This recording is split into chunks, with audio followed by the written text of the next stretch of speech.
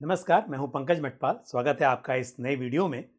पिछले वीडियो में हमने बात की कि जब आप म्यूचुअल फंड्स को रिडीम करते हैं तो उस पर जो कैपिटल गेन्स होते हैं उस पर अब इस बजट के बाद किस तरह के प्रावधान हैं, किस तरह से यहाँ पर टैक्स एप्लीकेबल होगा। और आज इस वीडियो में मैं बताऊंगा कि यदि आप कोई रियल एस्टेट प्रॉपर्टी सेल करते हैं तो उस पर शॉर्ट टर्म या long term capital gain tax किस तरह से कैलकुलेट करना होगा। जब आप कोई रियल एस्टेट प्रॉपर्टी जैसे कि मकान, दुकान या प्लॉट ऑफ लैंड बेचते हैं तो उस पर जो कैपिटल गेन्स होते हैं उस पर लॉन्ग टर्म या short term capital gain tax applicable होता है। तो holding period up to 2 years short term कहलाता है, और यदि 2 साल तक उस एसेट को होल्ड करने के बाद, प्रॉपर्टी को होल्ड करने के बाद आप बेचते हैं तो ये लॉन्ग टर्म कैपिटल एसेट कहलाता है, और इस पर होने वाले जो गेन्स होते हैं इसी तरह से शॉर्ट टर्म या लॉन्ग टर्म कैपिटल गेन्स कहलाएंगे। तो इस होल्डिंग पीरियड को लेकर इस बजट में कोई बदलाव नहीं किया गया है, लेकिन जो बदलाव हुए हैं उसकी चर्चा मैं यहां पर करूंगा। तो यदि शॉर्ट टर्म कैपिटल गेन्स होता है, यानी कि 2 साल तक होल्ड किए बिना प्रॉपर्टी को बेच दिया जाता है, तो इस पर जो आमदनी होगी, जो कैपिटल गेन्स होंगे, वो आपके इनकम टैक्स स्लैब के हिसाब से टैक्सेबल होंगे। यानी कि आप 5%, 10%, 20% जिस भी टैक्स ब्रैकेट में होंगे उस हिसाब से उस अमाउंट पर टैक्स कैलकुलेट होगा। अब बात करते हैं लॉन्ग टर्म कैपिटल गेन्स की। तो यहां पर एक बड़ा बदलाव हुआ है। 23 जुलाई 2024 जब बजट पेश हुआ, इससे पहले यहां पर आपको मिलता था इंडेक्सेशन का बेनिफिट। और ये इंडेक्सेशन का बेनिफिट क्या होता है ये भी मैं आपको एक्सप्लेन करूंगा। लेकिन 23 जुलाई 2024 से ये इंडेक्सेशन का जो बेनिफिट है ये विड्रॉ कर लिया गया है। तो अब मैं बताता हूं आपको एग्जांपल के साथ कि इंडेक्सेशन बेनिफिट क्या होता है। मान लीजिए कि आपने कोई प्रॉपर्टी बाय की फाइनेंशियल ईयर 2001-2002 में 10 लाख रुपए में, और अब फाइनेंशियल ईयर 2024-25 लेकिन 22 जुलाई 2024 या उससे पहले इस फाइनेंशियल ईयर में आपने उसे बेचा 1 करोड़ में। तो देखिए, आपने 10 लाख में प्रॉपर्टी बाय की और बेची 1 करोड़ में, तो इसका मतलब आपको 90 लाख रुपीस का प्रॉफिट हुआ। लेकिन इंडेक्सेशन के बेनिफिट के साथ आप 90 लाख पर टैक्स नहीं पे करते हैं, बल्कि पहले आप इंडेक्स कॉस्ट उस प्रॉपर्टी की कैलकुलेट करते हैं। तो यदि 10 लाख में प्रॉपर्टी फाइनेंशियल ईयर 2001-2002 में बाय की गई थी तो उसकी इंडेक्स कॉस्ट हो जाती है 36,30,000 रुपीज। तो अब आपको 1 करोड़ रुपए में से इस इंडेक्स कॉस्ट को माइनस करना है, और तब यह अमाउंट निकल कर आता है 63,70,000, और आपको टैक्स चुकाना था 20% के रेट से इस लॉन्ग टर्म कैपिटल गेन्स पर। तो यदि 63,70,000 पर हम कैलकुलेट करें 20% का टैक्स, तो यह आता है 12,74,000 रुपीज। तो इस बजट में क्या बदलाव हुआ है कि ये इंडेक्सेशन बेनिफिट चला गया।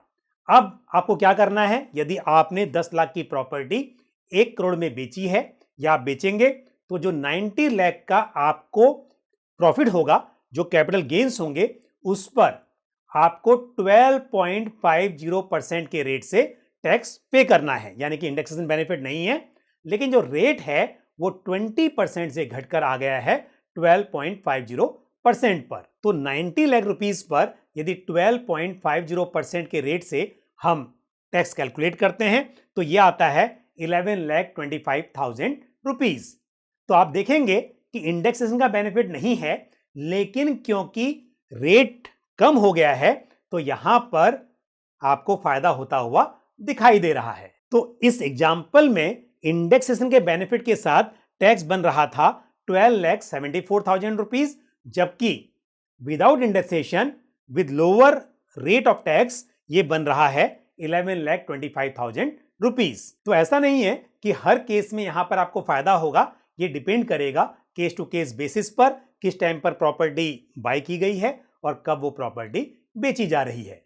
यहां पर मैंने आपको एग्जांपल दिया कि ये प्रॉपर्टी फाइनेंशियल ईयर 2001-2002 में बाय की गई थी। लेकिन यदि कोई प्रॉपर्टी फाइनेंशियल ईयर 2001-2002 से पहले बाय की गई हो और उस वक्त रेट काफी कम रहा हो, तो आप फाइनेंशियल ईयर 2001-2002 में उसका जो मार्केट प्राइस था वो कंसिडर कर सकते हैं। और मार्केट प्राइस से मेरा मतलब स्टैंप ड्यूटी वैल्यू से है, यानी कि सरकारी रेट पर उस प्रॉपर्टी का प्राइस क्या था। तो यदि उस प्रॉपर्टी की मार्केट वैल्यू फाइनेंशियल ईयर 2001-2002 में उस प्राइस से अधिक थी जिस पर आपने उसे परचेज किया था, तो आप ये प्राइस कंसिडर कर सकते हैं। और यदि इसका प्राइस उससे भी अधिक था जिस वक्त आपने बाय की, तो वो भी कंसिडर किया जा सकता है। उदाहरण के तौर पर यदि आपने वो प्रॉपर्टी फाइनेंशियल ईयर 1995-96 में 5 लाख रुपीस में बाय की थी, लेकिन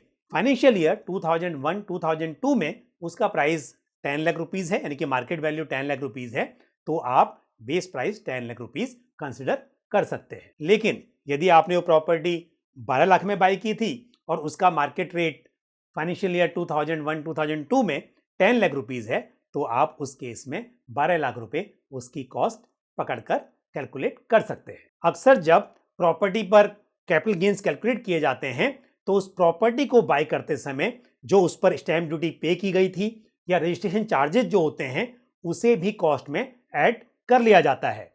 लेकिन यदि रेवेन्यू सेक्रेटरी संजय मल्होत्रा की बात पर ध्यान दें, तो उन्होंने क्लैरिफाई किया है कि अब इस कॉस्ट को परचेज प्राइस के साथ ऐड नहीं किया जा सकता। यानी कि जब आप कैपिटल गेन्स कैलकुलेट करेंगे, तो जो उस प्रॉपर्टी की एक्चुअल कॉस्ट है उसे ही कॉस्ट ऑफ एक्विजिशन माना जाएगा। साथ ही आप जानते होंगे कि शॉर्ट टर्म या लॉन्ग टर्म कैपिटल गेन्स जो होते हैं, उन्हें दूसरे कैपिटल लॉसेस के साथ एडजस्ट किया जा सकता है। और साथ ही लॉन्ग टर्म कैपिटल गेन्स को यदि आप दूसरी रेजिडेंशियल प्रॉपर्टी में इन्वेस्ट करते हैं या फिर long term capital gain bonds में इन्वेस्ट करते हैं, तो इस तरह से इसे बचाया जा सकता है। लेकिन इसके लिए कुछ नियम होते हैं, उस पर हम फिर कभी विस्तार से चर्चा करेंगे। तो आज जो जानकारी मैंने आपके साथ शेयर की, मुझे उम्मीद है कि आपको पसंद आई होगी। यदि आपका कोई भी सवाल या सुझाव हो तो आप कमेंट बॉक्स में पोस्ट कर सकते हैं। आज के लिए बस इतना ही। मुझे दीजिए इजाजत। अगले वीडियो में फिर किसी इंपॉर्टेंट टॉपिक के साथ आपसे मुलाकात होगी। Thank you. जय हिंद।